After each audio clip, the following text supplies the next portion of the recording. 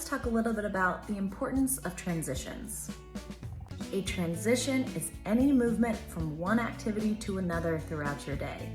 You have so many transitions that happen during the day.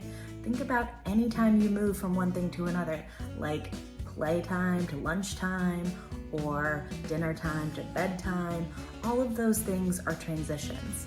Let's talk about why they're so important. Before we get to why transitions are important for little ones, let's talk about how important they are for adults.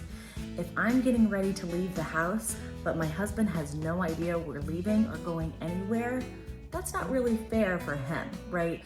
I want to give him warnings that we need to leave soon so that he can prepare himself to leave in a great mood, just like me.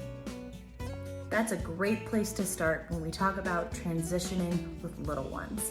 Transitions from one activity to another can really help them if they are done well. For example, giving them warnings, just like I said in the last example, is an awesome way to help our children prepare for what is to come throughout their day and also to help limit those tantrums. Think about it.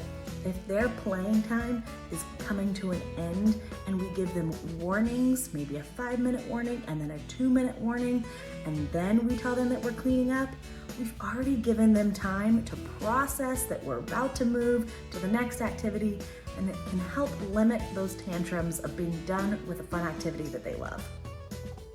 Don't forget to have some fun with it. Transitions are a perfect time to connect with your little one and have a little bit of fun.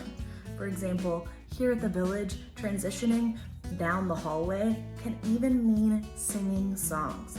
We love to sing songs and play little games as we're moving from one activity to the next. It keeps our little ones from being bored too. Lastly, don't forget to include some choice.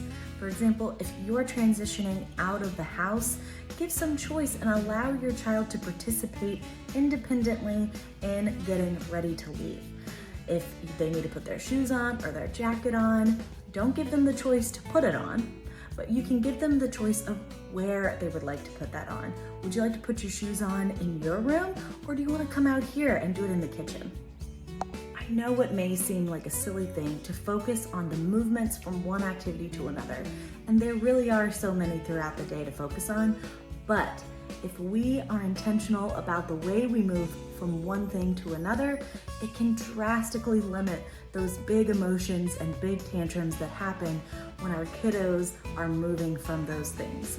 So take the time, practice these things, make it fun, and enjoy the connection time with your little one.